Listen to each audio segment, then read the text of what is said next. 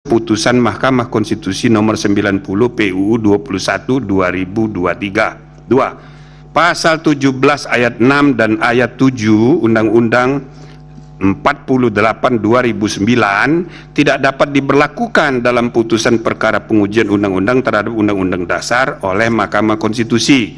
3. Dalil yang memadankan putusan DKPP terkait dengan keputusan KPU dengan putusan Majelis Kehormatan Mahkamah Konstitusi terkait putusan perkara pengujian undang-undang tidak tepat.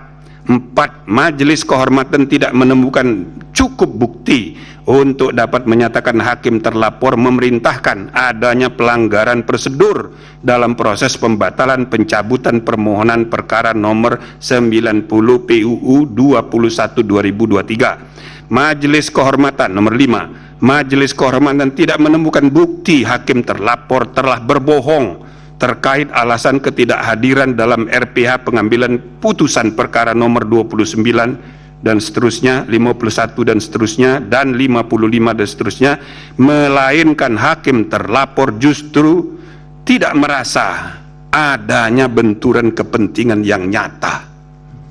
6. Hakim terlapor tidak mengundurkan diri dari proses pemeriksaan dan pengambilan putusan nomor 90 PUU 21 2023 terbukti melanggar Sabta Karsa Utama, prinsip ketidakberpihakan, penerapan angka 5 huruf B dan prinsip integritas penerapan angka 2. Majelis Kehormatan tidak menemukan cukup bukti berkenaan dengan motif penundaan pembentukan MK permanen sehingga patut dikesampingkan.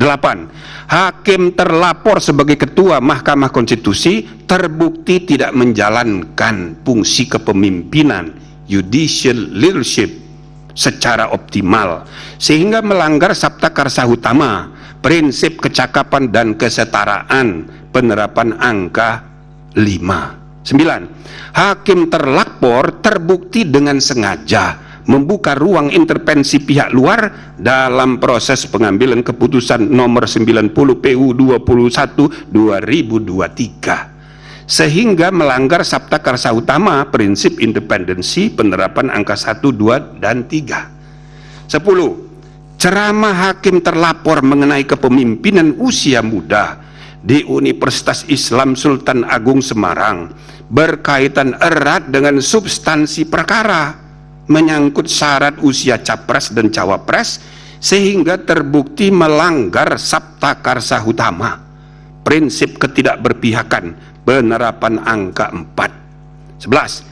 Hakim terlapor dan seluruh hakim konstitusi terbukti tidak dapat menjaga keterangan atau informasi rahasia dalam rapat permusyawaratan hakim yang bersifat tertutup sehingga melanggar prinsip kepantasan dan kesopanan, penerapan angka 9. 12. Permintaan pelapor BEM Unusia agar tidak mengikut sertakan hakim terlapor dalam pemeriksaan perkara nomor 141 PUU 21 2023 dapat dibenarkan. Nah, itu perkaranya sudah diregistrasi, maka akan disidang dan permintaan BEM Unusia dapat dibenarkan.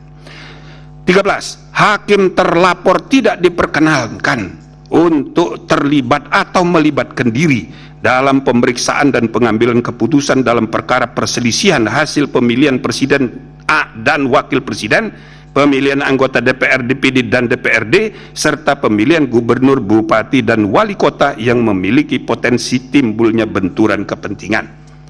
Rekomendasi: menimbang bahwa dengan bertolak dari hal-hal serta fakta-fakta yang ditemukan selama berlangsungan proses persidangan, Majelis Kehormatan Mahkamah Konstitusi memandang penting merekomendasikan hal-hal berikut. 1. Hakim konstitusi tidak boleh membiarkan kebiasaan praktek saling pengaruh-mempengaruhi antar hakim dalam menentukan sikap, dalam memeriksa, mengadili, dan memutus suatu perkara yang menyebabkan independensi tiap hakim sebagai 9 pilar tegaknya konstitusi menjadi tidak kokoh dan pada gilirannya membuka peluang untuk terjadinya pelemahan terhadap independensi struktural kekuasaan kehakiman Mahkamah Konstitusi secara kelembagaan. 2.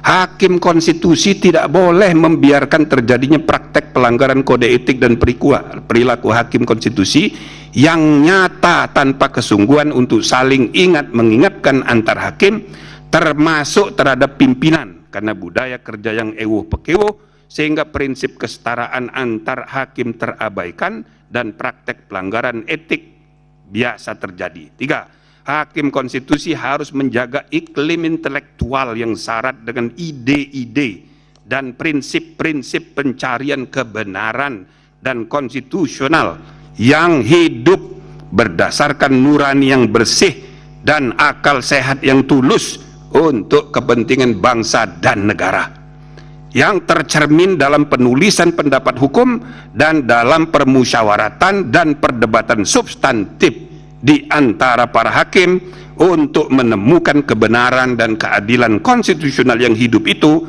sebagaimana mestinya. 4. Hakim konstitusi secara sendiri-sendiri dan bersama-sama harus memiliki tanggung jawab hukum dan moral untuk menjaga agar informasi rahasia yang dibahas dalam rapat permusyawaratan hakim tidak bocor keluar. 5. Majelis Kehormatan merekomendasikan agar diadakan revisi Peraturan Mahkamah Konstitusi Nomor 1 Tahun 2003 tentang Majelis Kehormatan Mahkamah Konstitusi, terutama dengan meniadakan mekanisme Majelis Kehormatan Banding, atau bila mana dinilai sangat diperlukan maka sebaiknya diatur dalam undang-undang, bukan diatur sendiri oleh Mahkamah Konstitusi. Nah, sebelum saya amar itu namanya jeruk makan jeruk, ya kan? Nah, tapi itu jeruk makan jeruk tidak masuk di putusan. Nah, yang terakhir, amar putusan. Mengingat Undang-Undang Nomor 24 Tahun 2003 tentang Mahkamah Konstitusi yang telah diubah terakhir dengan Undang-Undang Nomor 7 Tahun 2020 tentang perubahan ketiga atas Undang-Undang Nomor 24 Tahun 2003 tentang Mahkamah Konstitusi dan Peraturan Mahkamah Konstitusi Nomor 1 Tahun 2023 tentang Majelis Kehormatan Mahkamah Konstitusi, menyatakan hakim terlapor terbukti melakukan pelanggaran berat terhadap kode etik dan perilaku hakim konstitusi sebagaimana tertuang dalam Sabta Karsa Utama, prinsip ketidakberpihakan, prinsip integritas, prinsip kecakapan dan kesetaraan, prinsip independensi, dan prinsip kepantasan dan kesopanan. 2. Menjatuhkan sanksi pemberhentian dari jabatan Ketua Mahkamah Konstitusi kepada hakim terlapor. 3. Memerintahkan Wakil Ketua Mahkamah Konstitusi untuk dalam waktu 2 kali 24 jam sejak putusan ini selesai diucapkan memimpin penyelenggaraan pemilihan pimpinan yang baru sesuai dengan peraturan perundang-undangan.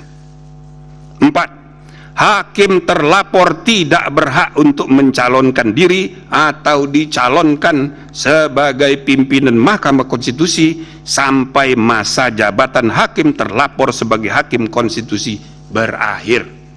5. Hakim terlapor tidak diperkenankan terlibat atau melibatkan diri dalam pemeriksaan dan pengambilan keputusan dalam perkara perselisihan hasil pemilihan presiden dan wakil presiden, pemilian anggota DPR, DPD dan DPRD, serta pemilihan gubernur, bupati dan wali kota yang memiliki potensi timbulnya benturan kepentingan.